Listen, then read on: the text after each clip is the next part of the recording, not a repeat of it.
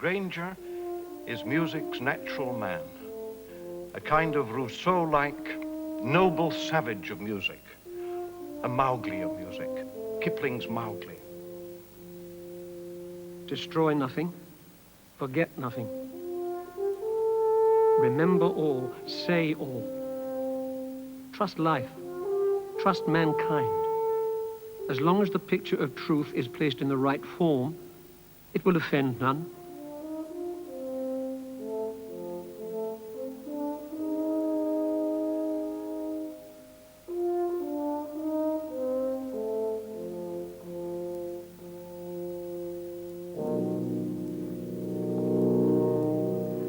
I think the best thing for a composer is to be badly treated in every way. It's such a conceited business and so arrogant, because a composer wants the whole world to feel and think exactly as he does.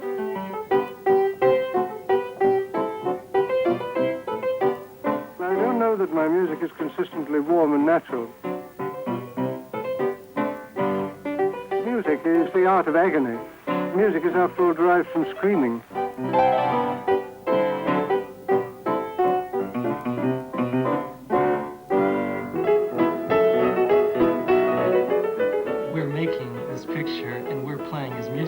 He wrote genuine masterpieces. Shepherd's Hay is just a variant of the keel roll.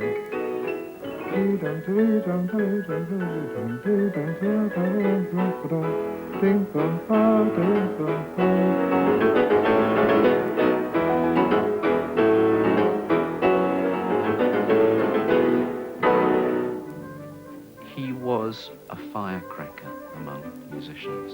Something to do with his temperament made him explode into new ideas, and something in himself made it self-destruct.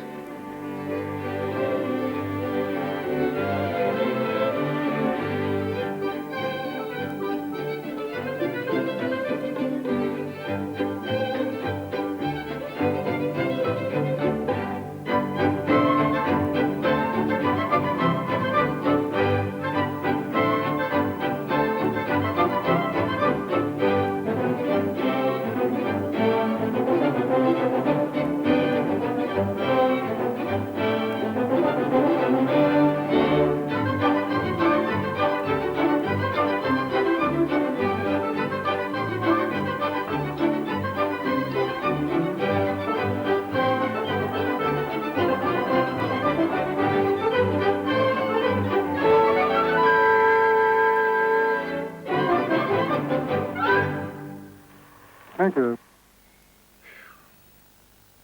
Percy Grainger is a phenomenon of 20th century music, but one teeming with contradictions and peculiarities. He was a great pianist who hated playing the piano. A famous composer convinced that his best music was neglected.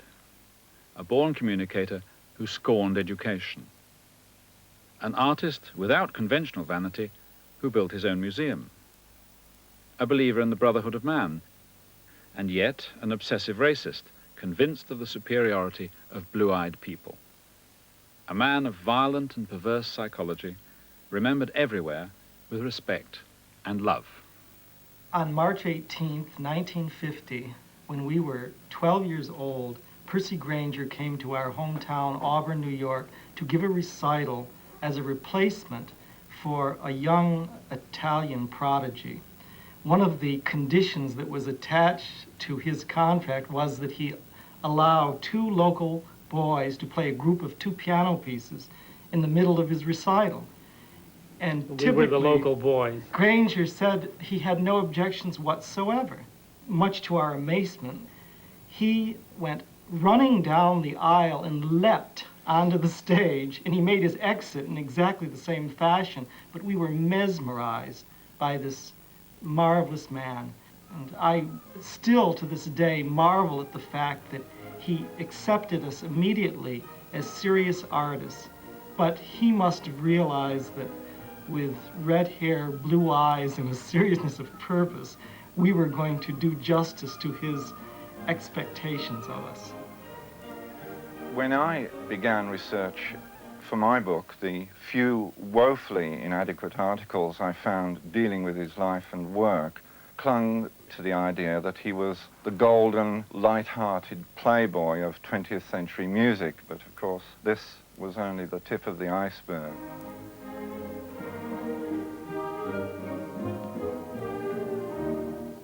One of the greatest barriers was created by Grainger himself in having produced such a lot of very tuneful and approachable music. Some people still believe that the creation of enjoyable music is a highly suspect activity. I think he hated a lot of the most successful music. In fact, I think he hated most of what he did. I am, personally, an example in music of everything I hate and decry. People like that ought to be burned at the stake, but I can't help what I am.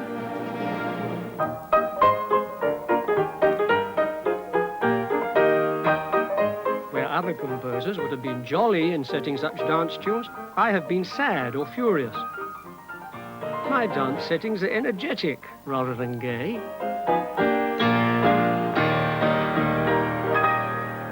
As his career developed, he was very much dogged by the fact that certain pieces were very well loved. And they tended to be the pieces that he just flung off very quickly, and they gave the impression to the world that indeed he was a jolly, rollicking composer. A piece like Country Gardens, which of course when it was written was very unusual because it had a kind of freshness and bounce that no other music of that time did, had, by the end of his life, indeed by the middle of his life, had already become a cliche. And one can see all the various versions he made of it. He tried to disfigure it more and more as though he was flagellating the piece himself. When Stokowski asked him to dish up some new versions later in his life, he made a version which leers out at you like one of those Venetian gargoyles, full of great lavatorial noises and full of dislocation and anger. Also deliberate wrong notes. Even at the sessions we recorded at, the orchestra kept on asking, no, that really cannot be right. And so when it sounds wrong, it's right.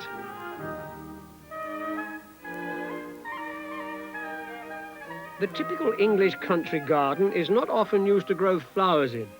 It is more likely to be a vegetable plot. So you can think of turnips as I play it.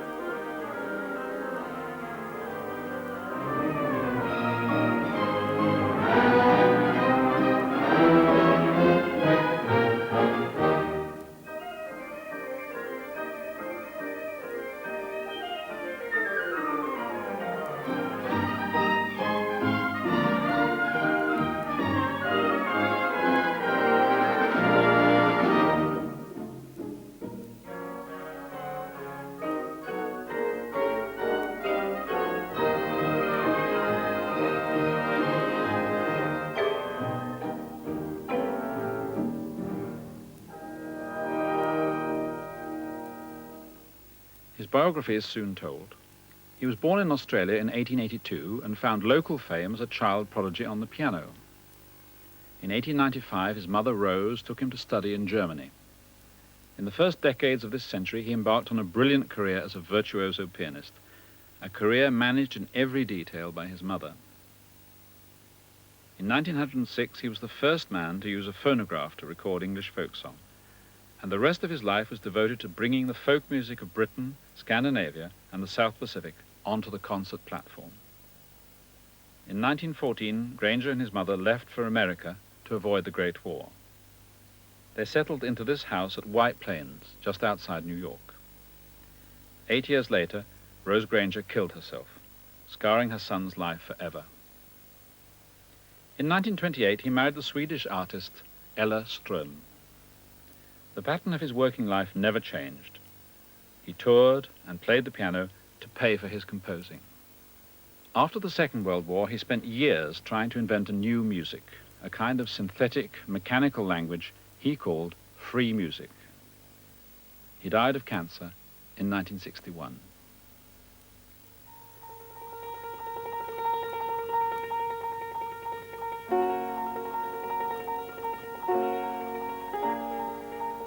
Melbourne at the end of the 19th century. Grainger was born the son of a prosperous architect.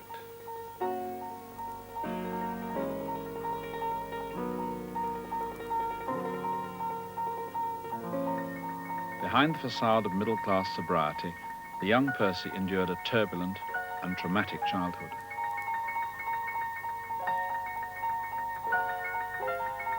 Not long after Percy was born, Rose discovered that she'd caught syphilis from John Grainger. And when she moved to a separate bedroom, his binges, which would last several days, became more frequent and violent, and she found that the only way she could defend herself from his advances was with a horsewhip.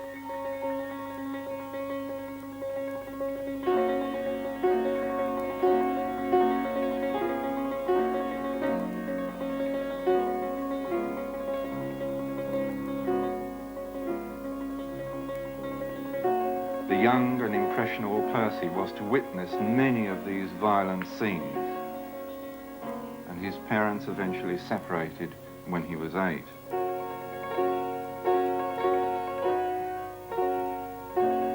It was clear that his father John loved Percy, but he could not convey his care in a proper way to the youngster, who no doubt must have experienced an enormous threat to his existence. And it was, I think, very clear in Percy's early life that he had one parent, a very loving mother who took care and protected Percy. My mother had become an invalid, constantly threatened with paralysis. And from then on, my main anxiety was to be able to earn enough as a concert pianist to secure for her a reasonable degree of comfort and security.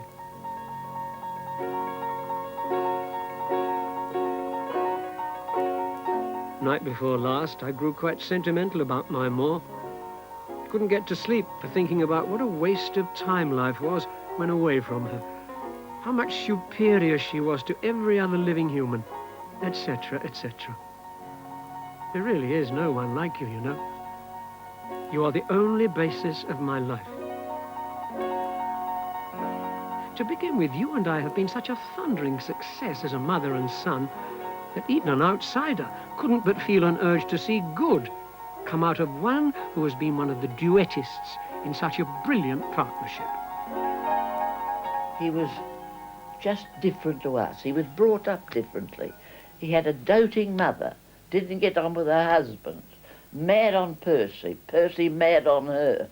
People bring up all these queer things to me. There's nothing mad about it at all. Someone adores you and you adore them. What's wrong with that? Nothing at all. If I were hanged on the highest hill, mother o' mine, I know whose love would follow me still. Mother o' mine, if I were drowned in the deepest sea,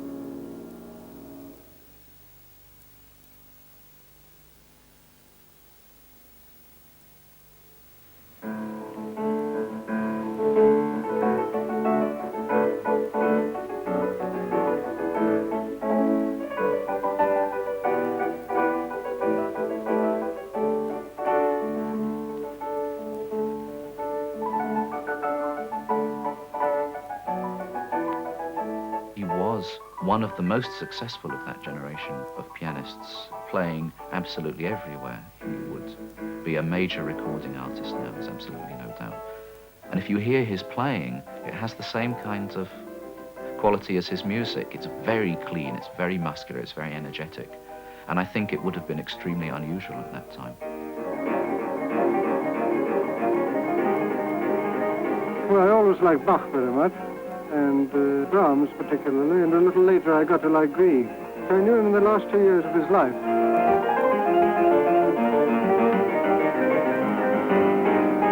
He brings nature, the open air, into the concert hall. Consider the difference between a concert violinist and a folk fiddler. The concert violinist lays his bow to the strings as a painter lays the brush to canvas. It's smooth. He plays in long bows. The folk fiddler could be a saw of wood, up and down. And Percy, in his music, is always getting this up and down phrasing.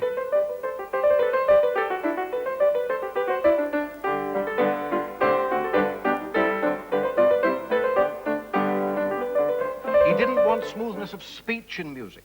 He didn't like the received pronunciation, the RP. He didn't like the upper crust accent. He wanted dialects.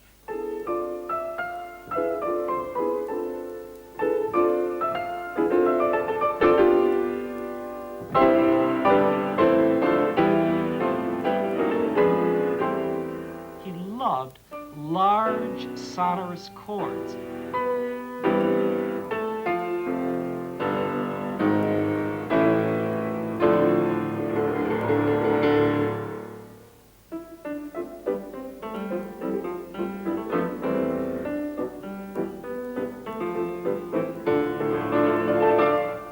Achieves sounds in some of his two-piano writing, for example, all of the pieces in Lincolnshire Posy that I don't think anyone else thought of.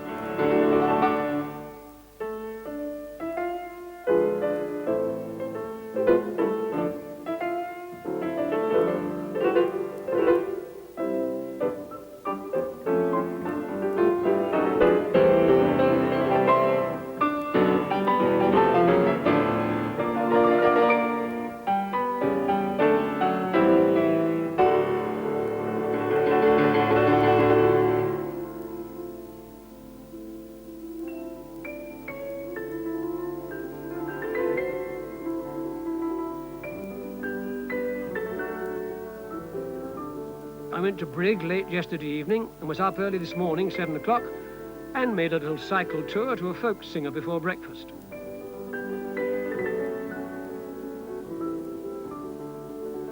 It is so lovely here.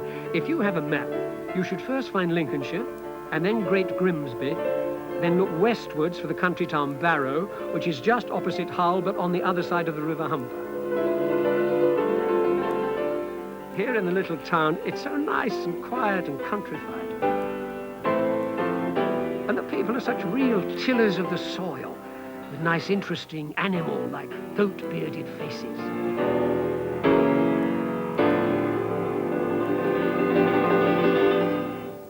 Miss Lucy Broadwood was the secretary of the Folk Song Society, and she had a program in 1904, which I heard. And I said to her, I should like to collect. And the next year, I bought a phonograph. You went into a village like Brig, and you met the schoolmaster and the squire, and he'd say, what are you doing? Oh, I hope to collect some folk songs. Oh, you won't get any here. This is a most unmusical village. And by the evening, you might have 50, 70 songs. After breakfast, a folk singer came to Manor House Brig, and I made 5 phonograph records of his songs. It is by far the best way of collecting. It was on the 5th of August, the weather odd and fair, unto Brig Fair I did repair, for love I was inclined. I got up with the lark in the morning, with me heart so full of glee, expecting there to meet my dear, long time I'd wish to see. It was on the 5th of August.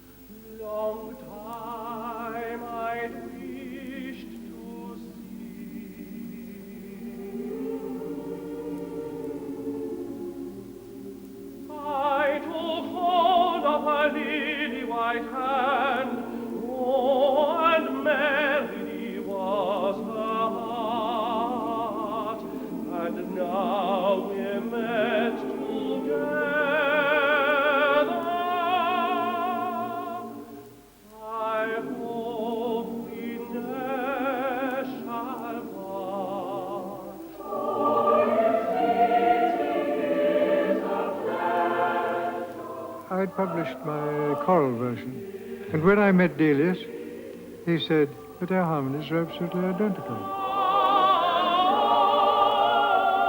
And he said, do you mind if I use Big Affair for a rhapsody? And I said, no, of course, I'd be very proud.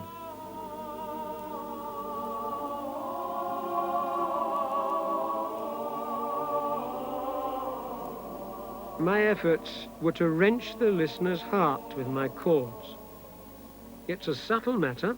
Music is not made agonizing merely by sharp discords, any more than literature is made agonizing by crude events.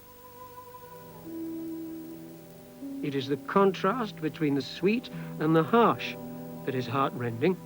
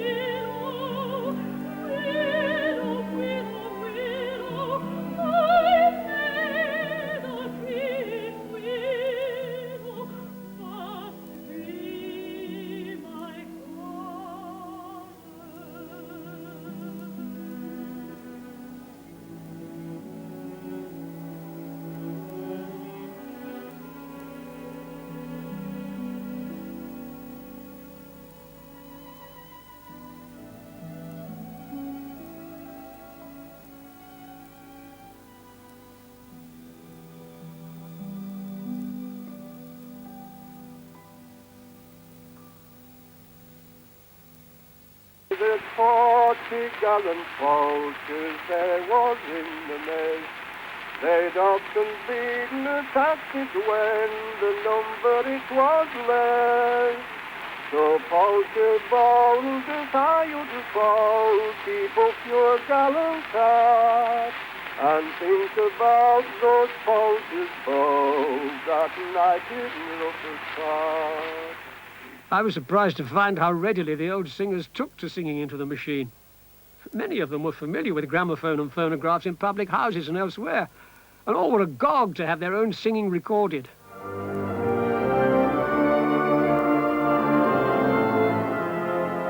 Most of them died in poor houses or in other downheartening surroundings. Their high gifts oftenest were allowed to perish unheard, unrecorded, and unhonored.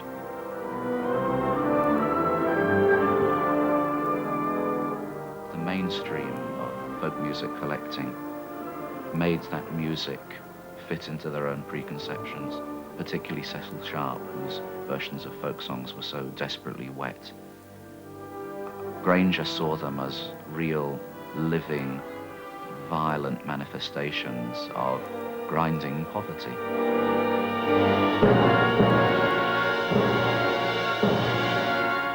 I said, well, here I am now with a phonograph to take down your singing, Mr. Dean. Oh, no, I'm too weak, my head's too bad, and so on. And I said, well, never mind, you don't need to sing, Mr. Dean. but I'd like you to listen to some of the other people here who have made records. So he listened about 1 verse and a half and said, I'll sing for you, young man. That's how they were.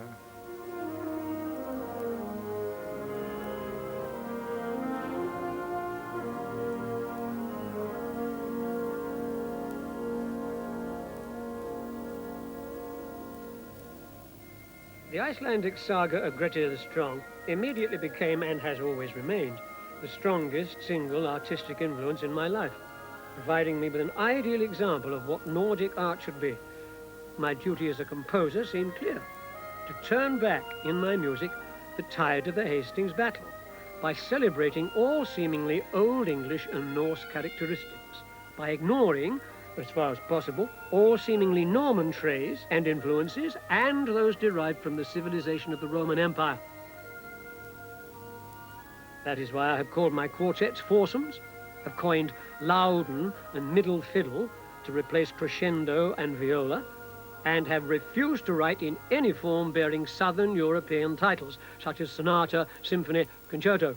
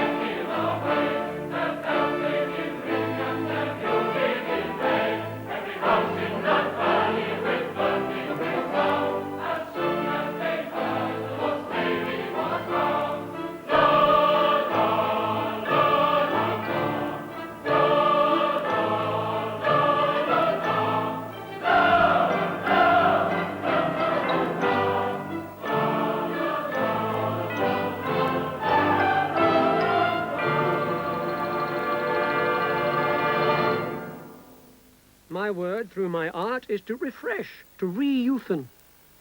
What we need in our composers and in our leaders of musical thought is an attitude like Bach's. He seems to have been willing enough to experiment with all the instruments known to him and to arrange and rearrange all kinds of works for all sorts of combinations of those instruments. Grainger was an enormously practical person. He would remake his music in any way that could mean it could be performed. A concept of elastic scoring, that he says this piece may be played by any combination from 3 instruments upwards to 300. And indeed it's true, you really can do this.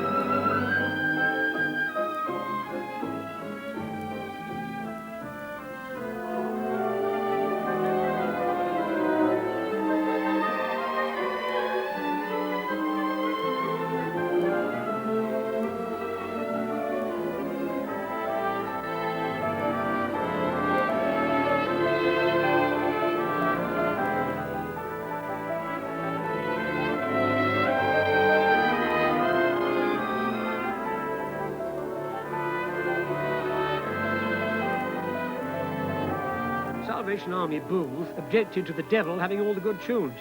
I object to jazz and vaudeville having all the best instruments. Let us find a place in highbrow music for the gentler instruments. Ukulele, guitar, harmonium, saxophone, sarrusophone, marimbas, etc.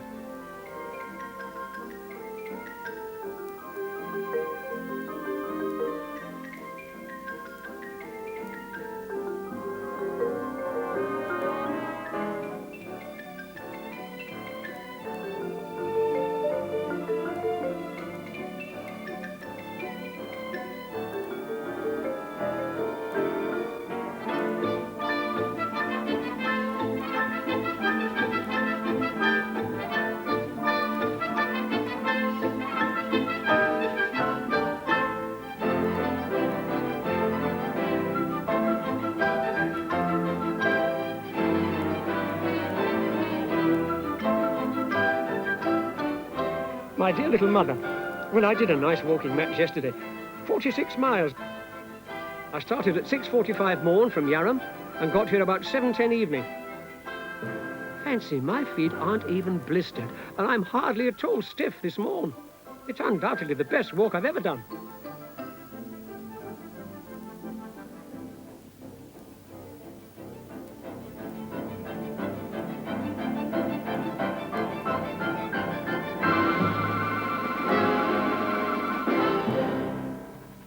Fearful rush for my train tonight after concert. Was playing on platform 928 and had to run half a mile to station for train leaving 9:38, which I'm now in.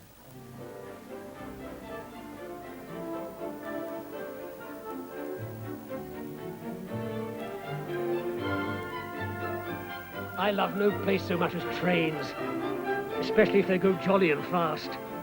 They are blended with all my happiest, youngest remembrances.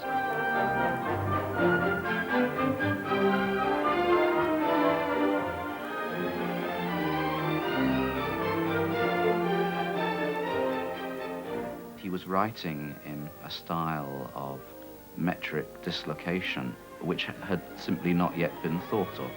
Every bar is in a different time signature. It was, of course, originally written for the most gigantic orchestra you have ever heard of, which is all the more hilarious seeing as the piece only lasts 3 minutes. And it has one of his typically zany anticlimactic endings. It just kind of ends with a fart.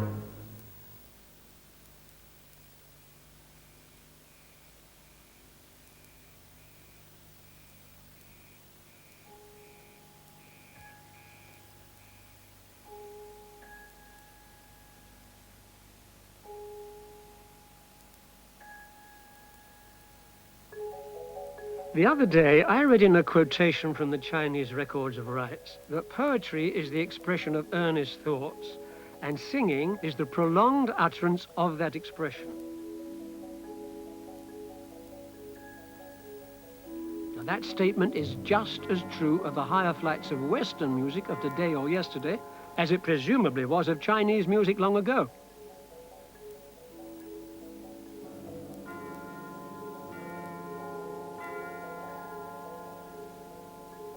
I take it for granted that it is the office of the higher flights of music to uplift us, to emotionalize us, and to awaken and increase within us the well springs of dreaminess, lovingness, and compassionateness.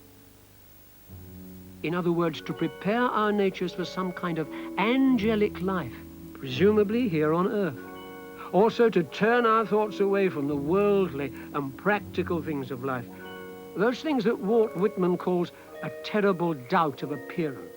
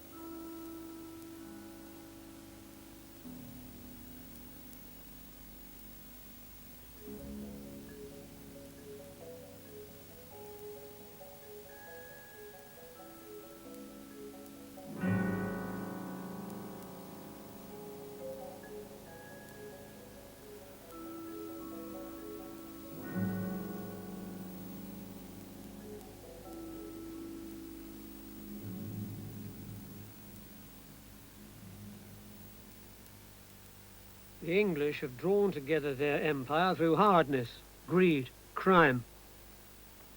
Yet there is studiousness, gentleness, wit, spiritualness in the English that I love.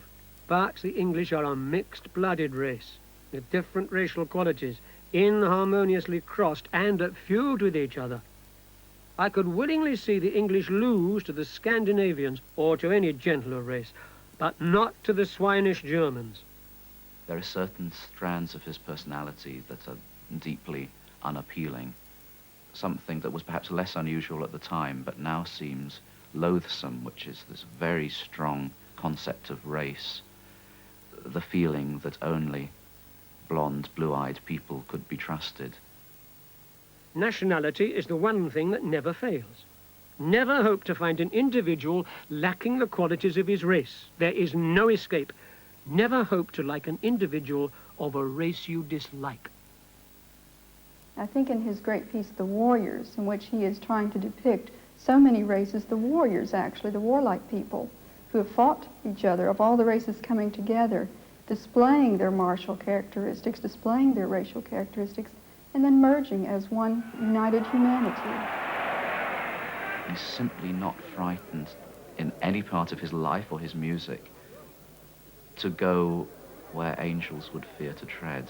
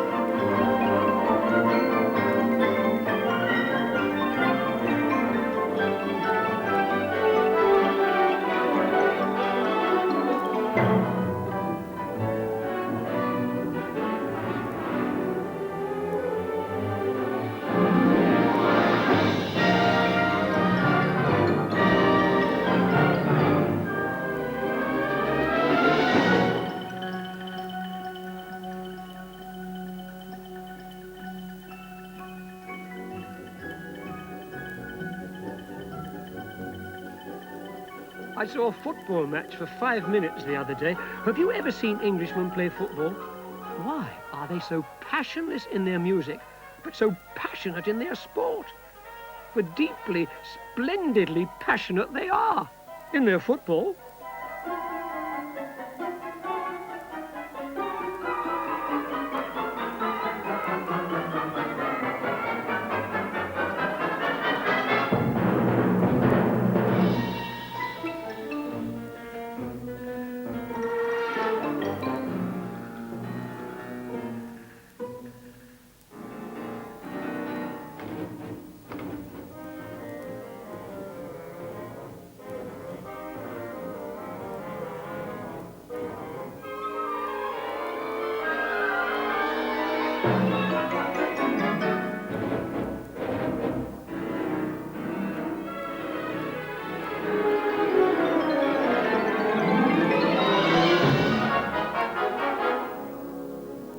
My life is one long war against sorrow. Therefore, I am not ever really unkind. Pain to myself or others is a thing I instinctively fight tooth and nail. Therefore, I am a socialist, etc. But ask me to really feel with folk who suffer, the poor, or my dearest and nearest even, and I have to fail. I can join in on earth with almost anyone, but I can sorrow with none, not even myself. I've tried, but I can't keep it up. My mind wanders. Grainger was very Whitman-esque. Of course, Walt Whitman was one of his idols. Like Whitman, he was large. He contained multitudes. Wasn't it Walt Whitman who said, "Do I contradict myself? Very well, then I contradict myself." I tend to view Grainger as an archangel. And the way I mean that is that he integrates so many different aspects of life, of music, of the arts. We tend to think of an archangel as someone who is completely perfect, has no difficulties, no shadow side. But in the true sense of the word, an angel would be someone who does have both sides of the nature and integrates those two sides of the nature and offers a model to the rest of humanity.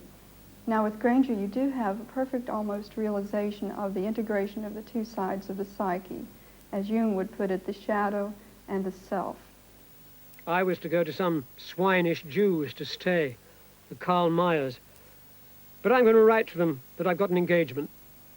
This is also part of the great contradiction in him, because later in life he had many close Jewish friends, while at the same time writing and promulgating the views that the Jews were an impossible and inferior race. There is one thing that we always have to keep in mind with Percy, I believe, and that's a biologic pleasure of seeing pain in somebody else, distress in somebody else. My own darling mum. Always lovely and interesting and stirring and fresh. My appetizing and devotional mother, I think the clouds have lifted, and we may love each other better and easier than heretofore. But I've never felt worthy of your suspicion, and I long for the day when you will never apply it to me more. I still do not feel that I could tell you of my attitudes toward certain things without your recoiling from me whom you love and falling back on what are, after all, certain views of conduct.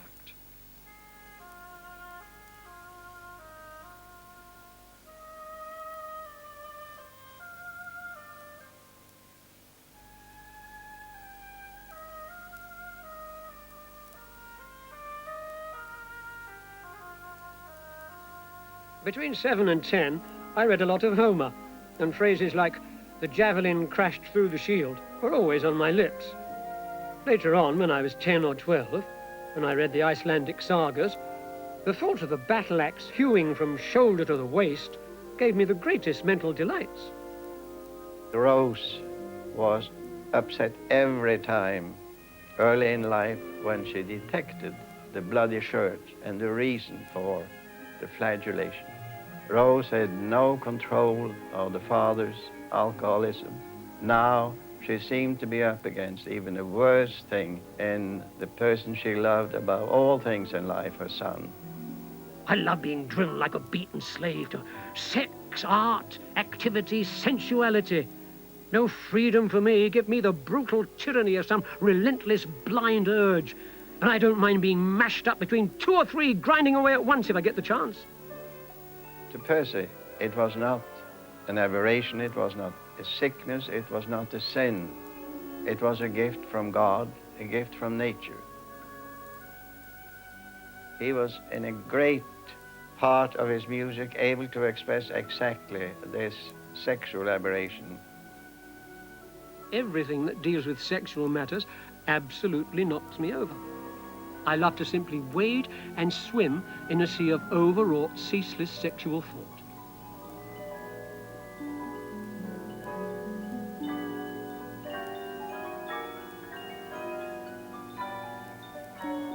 I feel the hot, parched wind from the Australian desert has entered into my soul, and with the fury of heat I must go through, burning up myself and others. That is how I live, following my lusts, and composing now and then on the side. But no sadist can call life poor or disappointing who can realize his cruelest, wildest dreams.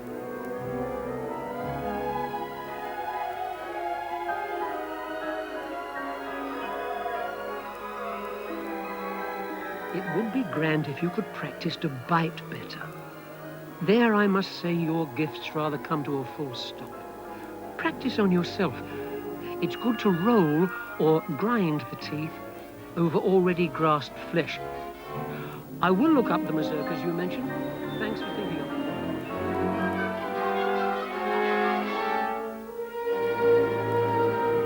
Imagine how it would be to beat the little Karen with a whip, with all the power I possess, She'll scream and look furious and hateful and suffer so that she half dies.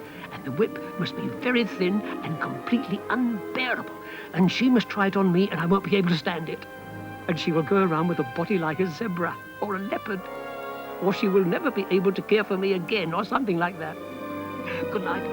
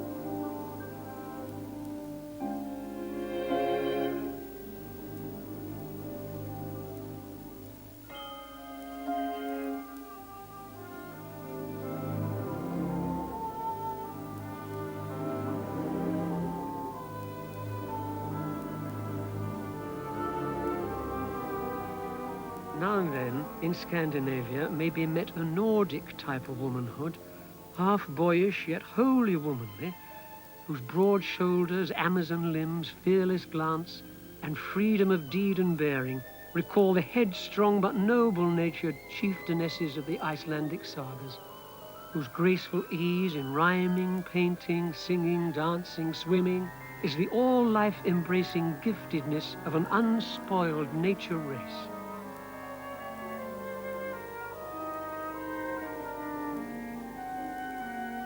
Such a one is my sweet wife-to-be, Ella Ström.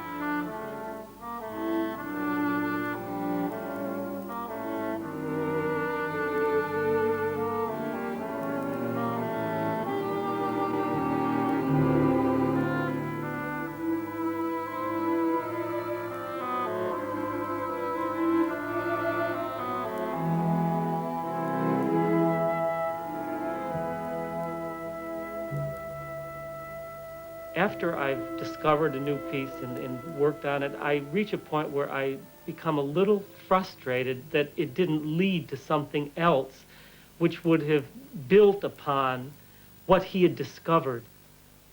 I shall never take a one-sided standpoint or try to force my own ideas on form and other matters, but shall examine the good in all, even in Beethoven, Mendelssohn, and discard the weak in all, even in Bach. In a way, he reminds me of William Blake, who in order to somehow get on with the business of doing what he believed in, he had to first excoriate people like Rembrandt, Correggio, Titian, and to us this seems positively absurd. Our concept of art, which tends to be very Germanic, and in fact very much what Grainger was fighting against, makes us think that if it's serious and profound, it must be long.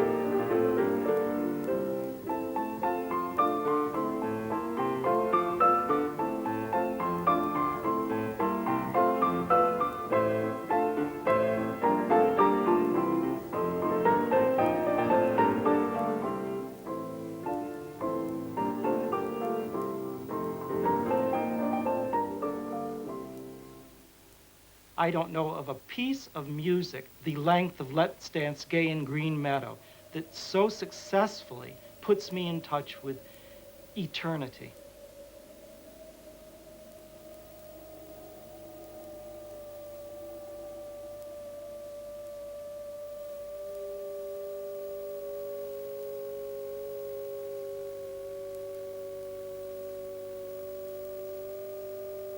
Music is an art not yet grown up. Its condition is comparable to that stage of Egyptian bas-relief when the head and legs were shown in profile while the torso appeared front face. And with free music, we enter the phase of technical maturity such as that enjoyed by the Greek sculptures, when all aspects and attitudes of the human body could be shown in arrested movement. Elgar said that anything he saw turned to music in his mind. And I think something of that kind might have been true of Percy.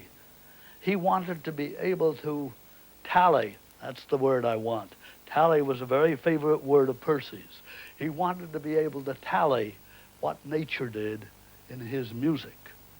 Percy said that the idea of free music began when he was a youngster of 11 or 12 in a boat on the Albert Lagoon in Australia, watching the waves lapping against the sides of the boat. Not listening, watching the pattern of the waves. And he didn't see why music shouldn't be able to do the same sort of unlimited, stepless motion. He saw this as virgin territory, as something that nobody had gotten into and that had to be explored. The difficulty was, of course, that in order to explore it, he needed a machine. So we started in the crudest way, in the most primitive way, to do experiments with gliding sounds. This is part of the experiments made by Burnett Cross and Percy Grainger to provide or adapt instruments to play Grainger's free music by a lay-on pianola, which plays from a paper graph cut by the experimenters.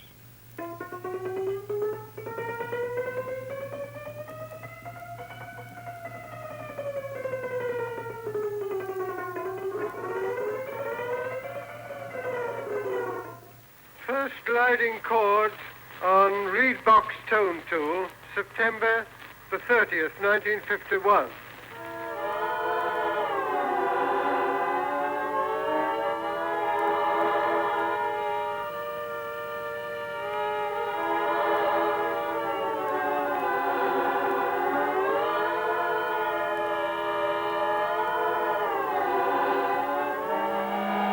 September 1st, 1952, three oscillators.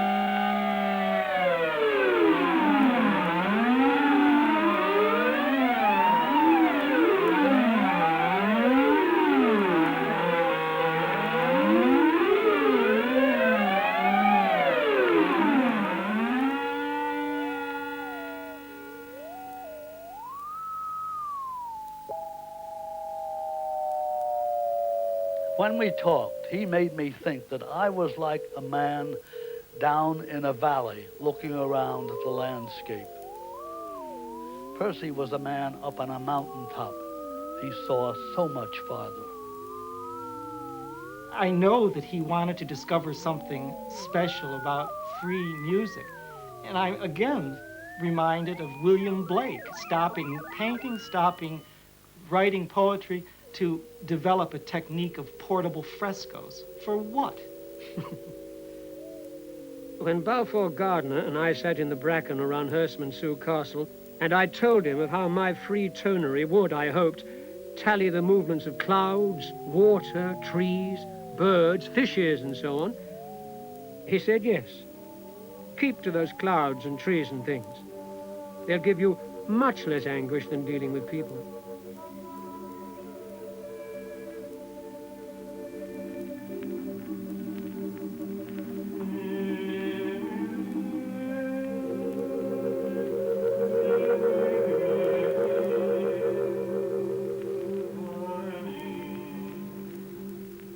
Oh, the joys of old age. Being able to work with my funny machines and doing other things one likes, even if others do not think them worthwhile. And when I take part in a concert, the concert givers are only glad that one doesn't have a stroke on the stage. And they don't expect one to play all the right notes anymore. All this is very soul-satisfying.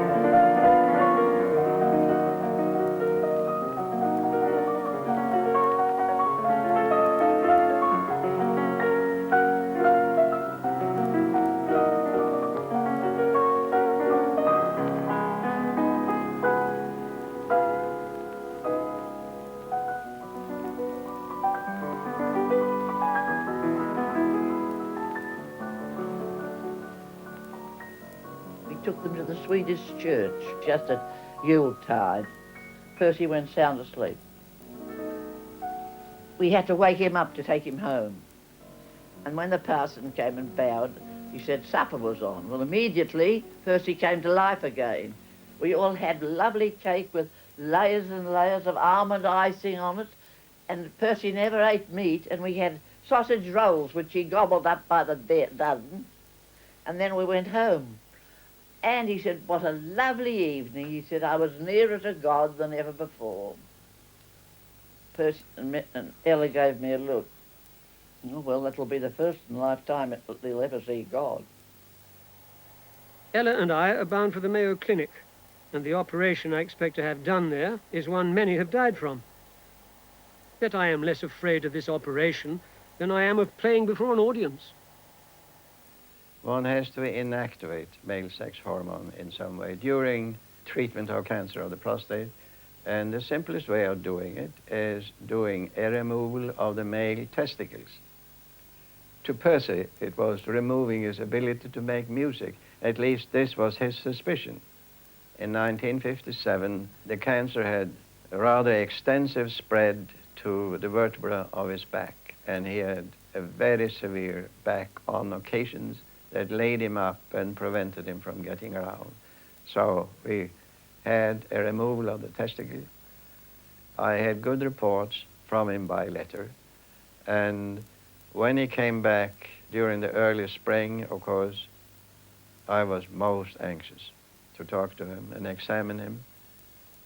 He said his pain had been fine. He had done his concert tour with no great distress. And I asked him about his music. Did it affect it? Oh, no. And I asked him about his potency. And very well. And I could see the lashes on his back. As I review my life as a whole, humanly and artistically, it seems nothing but tragedy, futility, heartbreak, due to my wickedness, pig-headedness, cowardice, clumsiness, lack of skill. But I am, and always have been, kept going by my interests. Though my conscience tells me I should kill myself, there is always some pending rehearsal or something that anchors me to life.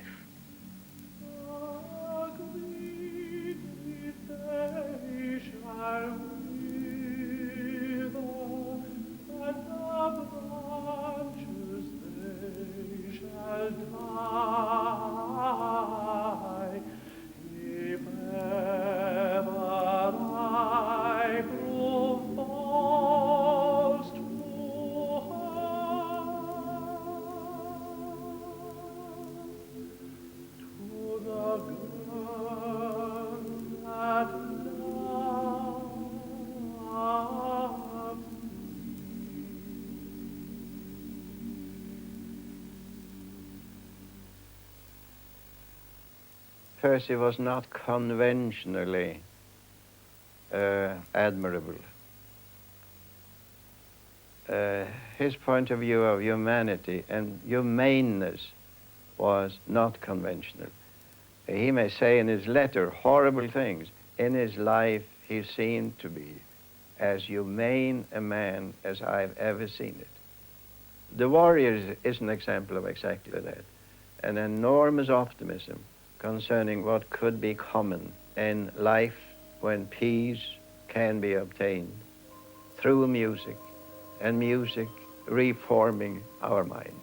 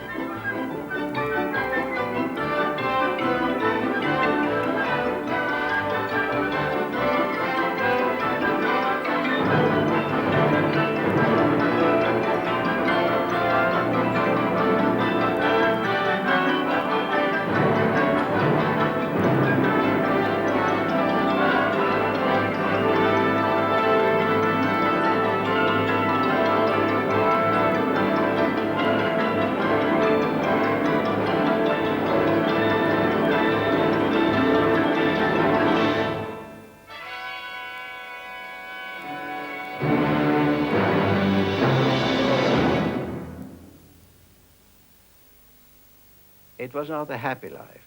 I don't think that happiness meant anything to Percy. Percy's whole life was a doer's life and a maker's life, and full of ambition and ability to perform and grasp new ideas and push hard and work exceedingly hard.